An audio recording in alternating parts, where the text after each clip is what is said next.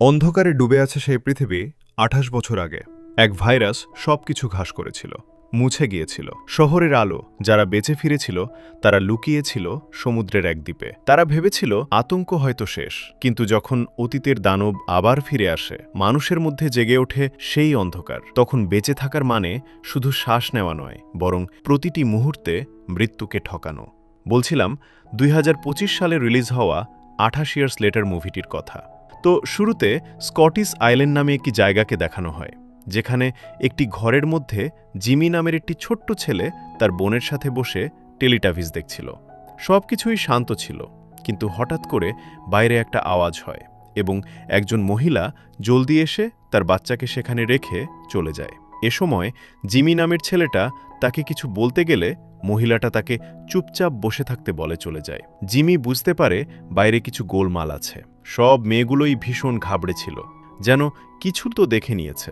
এবারে বাইরে যখন চিৎকার চেঁচামেচি হচ্ছিল, জিমি দরজার পাশে গিয়ে সেটা শুনতে লাগে। আর তখনই কেউ দরজা খুলে ভিতরে চলে আসে। যে লোকগুলোর মুখে রক্ত এবং চোখে পাগলামি ছিল, যারা সোজা মেয়েগুলোর উপর ঝাঁপিয়ে পড়তেই টিভির গায়ে রক্ত ছুটে পড়ে, আর শুধু চিৎকার।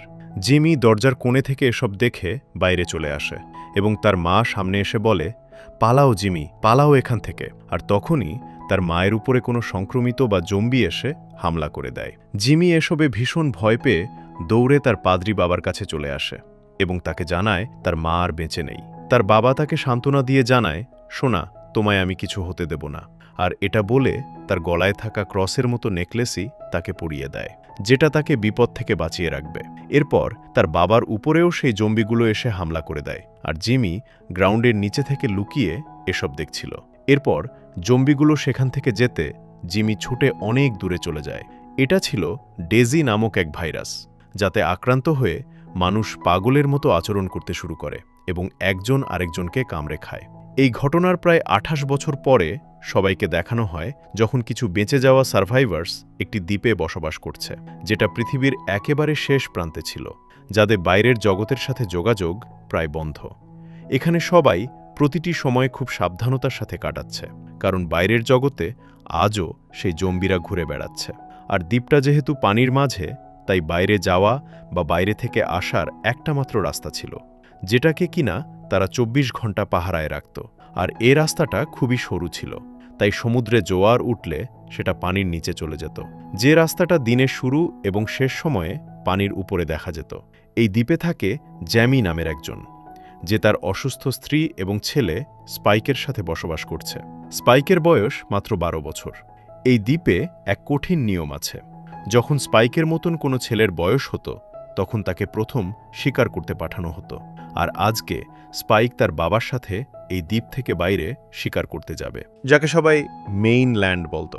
যেখানেই থাকতো সেই ভয়ানক সব জম্বি। তাদের দ্বীপের মেইন গেট খুলতেই তারা যাত্রা শুরু করে এবং মেইন ল্যান্ড হয়ে তারা একটা জঙ্গলে প্রবেশ করে, যেখানে জ্যামি একটি জম্বিকে দেখতে পায়। আর এই জম্বিগুলো ৪ পায়ে সরীসৃপের মতো বুকে ভর দিয়ে চলত।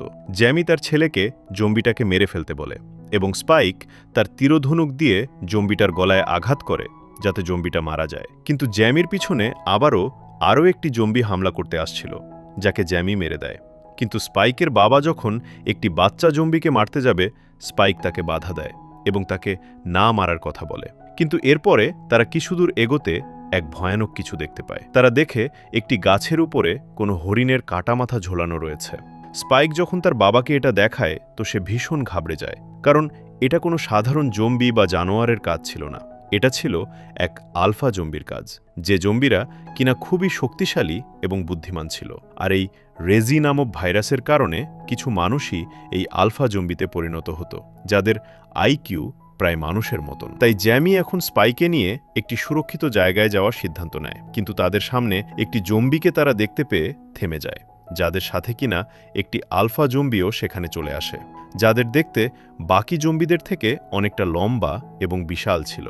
স্পাইকের বাবা দ্রুত সেখান থেকে পালিয়ে একটি পুরনো বাড়িতে চলে আসে এবং স্পাইককে একটি সুরক্ষিত জায়গায় যেতে বলে। সে তার তীরধনুক দিয়ে জম্বিদেরকে মারতে লাগে, তবে অনেকগুলো জম্বি সেখানে আসায় তারা দুজনে বাড়ি ছাদের উপরে উঠে পড়ে এবং জম্বিগুলো সেখানে অনেকক্ষণ থাকার জন্য তার বাবা আজ রাতটা এখানেই থাকার সিদ্ধান্ত নেয়। তবে রাত নেমে আসতে জেমি লক্ষ্য করে আলফা জম্বিটা তাদের উপর নজর রাখছে। তাই জেমি এখান থেকে পালানোর সঠিক সময়ের অপেক্ষা করতে থাকে। কিন্তু মধ্যরাতে হঠাৎই এক বিশাল হরিণের দল বাড়ির পাশ দিয়ে যাওয়ার কারণে বাড়িটা পুরো কাঁপতে শুরু করে। যাতে পুরনো বাড়িটা ধসে পড়তে শুরু করলে জ্যামি দ্রুত স্পাইককে নিয়ে সেখান থেকে বেরোতে সক্ষম হয়। আর তারা জানত তাদের হাতে সময় কম, কারণ আলফা জম্বিটা তাদের পিছু নিতে পারে। তাই তারা দ্রুত তাদের আইল্যান্ডের দিকে যেতে শুরু করে এবং জ্যামি সেখানে পৌঁছাতে দেখতে পায় তাদের আইল্যান্ডের রাস্তা পানির নিচে চলে গেছে। তবে জ্যামি জানত এখন তারা চাইলে এটা পার করতে পারবে, কারণ ভোর হবার সময় হয়ে এসেছিল আর তারা মনে করেছিল কোনো জম্বি তাদের পিছু নেয়নি। তবেও আলফা জম্বিটা তাদের পিছুই ছিল এবং তারা যখন অর্ধেকটা পার করে নেয়, স্পাইক পিছন ফিরে দেখে জম্বিটা তাদের দিকে এগিয়ে আসছে। বাকিটা দুজনেই পার করার চেষ্টায় ছিল, কিন্তু এদিকে জম্বিটাও তাদের কাছে চলে এসেছিল। স্পাইক আর পানির মধ্যে দৌড়াতে পারছিল না। তার বাবা তাকে কোনোভাবে টেনে তুলে দৌড়ানোর চেষ্টা চালিয়ে যেতে বলে এবং দূর থেকে পাহারাদারদের ওয়াজ দিতে লাগে। তবে এ সময় প্রতিটা লোকই ঘুমানো অবস্থায় ছিল। তাই একটি লোক হঠাৎ চোখ খুলতেই আলফা জম্বিটাকে দেখতে পেয়ে সবাইকে কে জাগিয়ে দেয় এবং সবাই তাদের নিজ নিজ জায়গায় গিয়ে তীর ধনুকের মাধ্যমে জম্বিরার উপর হামলা করে। আর তীরগুলো জম্বিটির বুকে লাগতেই সে নিচে পড়ে যায়। তবে আগেই বলেছিলাম এই জম্বিগুলো অনেক শক্তিশালী হয়। সে আবার উঠে তাদের দিকে এগিয়ে যায় এবং হামলা করবে তার দিকে একটা আগুনে জ্বালানো বর্ষা ছুঁড়ে মারে, যেটা তার বুক চিড়ে বেরিয়ে যায় এবং সে সেখানেই মারা পড়ে। যাতে জম্বিটা মারা যায়, এরপর গ্রামের সকলরা স্পাইক এবং তার বাবার ফিরে আসায় সবাই একসাথে পার্টি করে, যেখানে স্পাইক লক্ষ্য করে তার বাবা রেজি নামের একটি মেয়ের সাথে বাইরে চলে যাচ্ছে। তাই সে যখন পিছু নেয় তো সে দেখতে পায় তার বাবা রেজির সাথে মিলনে আবদ্ধ হচ্ছে। তাই সে সেখান থেকে কষ্ট পেয়ে চলে যায় এবং তার মনে হয় সে তার মাকে ভালোবাসে না। তাই সে দৌড়ে তার মায়ের কাছে চলে আসে। আর তার বাবা যখন সেখানে আসে তো স্পাইক তাকে জিজ্ঞেস করে যে মায়ের আসলে কি অসুখ হয়েছে। জ্যামি জানায় হয়তো তার মা আর বেশি দিন বাঁচবে না। যে কথা শুনে স্পাইক যখন রেজি এবং তার কাহিনী জানায়, সে রেগে রেগে স্পাইককে থাপ্পড় মেরে দেয়। স্পাইক বুঝতে পারে, কারণ এ সময় তার মায়ের চিকিৎসা করতে ডাক্তারের প্রয়োজন ছিল, যখন কিনা কোনো ডাক্তার ছিল না।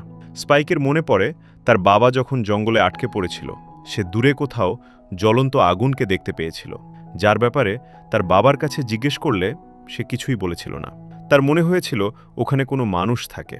তাই সে এই ব্যাপারে শ্যাম নামের একজন লোককে জিজ্ঞেস করলে সে জানায় সেখানে একজন ডক্টর থাকে যার নাম কেলসন, এবং সে আজ 28 বছর ধরে লাশগুলোকে গুছিয়ে বেড়াচ্ছে।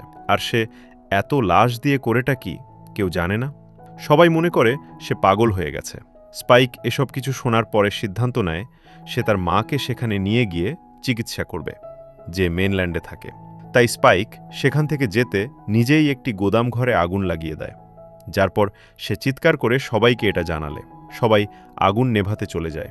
আর এই ফাঁকে সে তার মাকে সঙ্গে করে সেই রাস্তা পার হয়ে মেইনল্যান্ডে চলে আসে। তার মা যখন এটা বুঝতে পারে কি স্পাইক তাকে মেইনল্যান্ডে নিয়ে এসেছে, সে ভীষণ ঘাবড়ে যায় এবং সে যেতে রাজি ছিল না। স্পাইক তাকে সবটা বুঝে বলে কি সে তাকে ডাক্তারের কাছে নিয়ে যাচ্ছে, যে তার এই রোগে চিকিৎসা করবে। এ সময় তারা চাইলেও ফিরে যেতে পারবে না, কারণ জোয়ারে রাস্তায় ডুবে গিয়েছিল। তাই স্পাইকের সঙ্গে তার মা চলতে শুরু করে এবং অনেকটা পথ পেরিয়ে তারা একটি মহলে রাত কাটানোর সিদ্ধান্ত নেয়, যেখানে স্পাইক তার মাকে পাহারা দিতে দিতে হঠাৎ ঘুমিয়ে পড়ে এবং তখনই 4 পায়ে চলা একটি জম্বি সেখানে চলে আসে আর স্পাইকের উপর হামলা করবেই তার মা সেই জম্বিটার মাথা আঘাত করে করে মেরে ফেলে। এরপর যখন সকাল হয় তো স্পাইক এটা দেখে ঘাবড়ে যায়, আর তার মারও এ সময় কিছু মনে ছিল না, কারণ সে কিছুক্ষণ পরপরই সব ভুলে যেত। এরপর আমরা কিছু সৈনিক দলকে দেখতে পাই, যাদের পিছনে কিছু জম্বি তারা করেছিল, আর তারা তাদের মারতে গিয়ে নিজেরাই বিপদে পড়ে যায়। যেখানে আর 3 জন সৈন্যই বেঁচে ছিল, যারা বাঁচার জন্য একটি টানেলে ঢুকে পড়ে, যেখানে অনেক অন্ধকার হাওয়াই। তারা হেডলাইট জ্বালিয়ে আগে যাচ্ছিল, আর তখনই কোথাও থেকে একটি জম্বি চলে আসে, যেটা কিনা আলফা জম্বি ছিল। সে একজনকে উঁচু করে তার ধড় থেকে মাথা আলাদা করে ফেলে এবং একজনই কোনোভাবে সেখান থেকে বেঁচে বেরিয়ে আসে। অন্যদিকে স্পাইক এবং তার মাকে কিছু জম্বি পিছু নিলে তারা একটি গ্যাস স্টেশনে এসে পৌঁছায়, যার ভিতর ট্যাগ মেন্দিং নামক গ্যাসে আটকে ছিল। তবে তারা বাঁচার কোনো উপায় না পেয়ে সেই রুমের ভিতরে ঢুকে পড়ে, যাতে তাদের নিঃশ্বাস নিতে অনেক কষ্ট হয়। আর এ সময় জম্বিগুলো ভিতরে ঢুকে পড়ে এবং স্পাইকের মায়ের নিঃশ্বাস নিতে অনেক কষ্ট হচ্ছিল। স্পাইক জম্বিতে থেকে বাঁচার চেষ্টা করছিল, তবে গ্যাসের মধ্যে সে আর পেরে ওঠে না এবং এই সময় সেই সৈনিকটা হাজির হয়, আর তারা নিচু হতেই ফায়ার করলে পুরো জায়গাটা আগুনে ছড়িয়ে পড়ে, যাতে সমস্ত জম্বিগুলো আগুনে পুড়ে মারা যেতে থাকে। যার পর তারা দুজন সেখান থেকে বেরিয়ে আসার পর স্পাইক তাকে ধন্যবাদ জানায়, যার নাম ছিল এরিক, যে কোনো কারণে আইল্যান্ডে আটকে পড়েছিল, আর একমাত্র সে এখন জীবিত আছে। স্পাইক তাকে জানায় সে তার মায়ের চিকিৎসার জন্য এই দ্বীপে এসেছিল, আর সে ডক্টর কেলসনের কাছে যাচ্ছে। তারা সবাই একসাথে থাকার সিদ্ধান্ত নেয় এবং জঙ্গল দিয়ে চলতে চলতে সেই ট্রেন লাইনে এসে পৌঁছায়, যার মধ্যস্থ থেকে কোনো মহিলা চিৎকারে ওয়াজ আসছিল। তারা যখন পৌঁছায় তো সে এক জম্বি কোনো বাচ্চাকে জন্ম দিচ্ছিল, আর এরিক সেই জম্বিকে মেরে ফেলে। তবে তার সেই বাচ্চাটা ইনফেক্টেড ছিল না, সে একটা মানুষের বাচ্চা ছিল, তাই স্পাইকের মা তাকে সঙ্গে করে নেয়। তবে এরিক তাকে একটি জম্বি ভেবে মেরে ফেলতে চায় এবং সে মানতে রাজি ছিল না। এটা মানুষের বাচ্চা, সে তাকে মারতে চায়। আর তখনই পিছন থেকে একটা হাত তাকে উপরে টেনে নেয়, যেটা একটা আলফা জাম্বি ছিল। এরিককে জাম্বিটা শেষ করে ফেলেছিল এবং জাম্বিটা তাদের দিকে এগিয়ে আসছিল।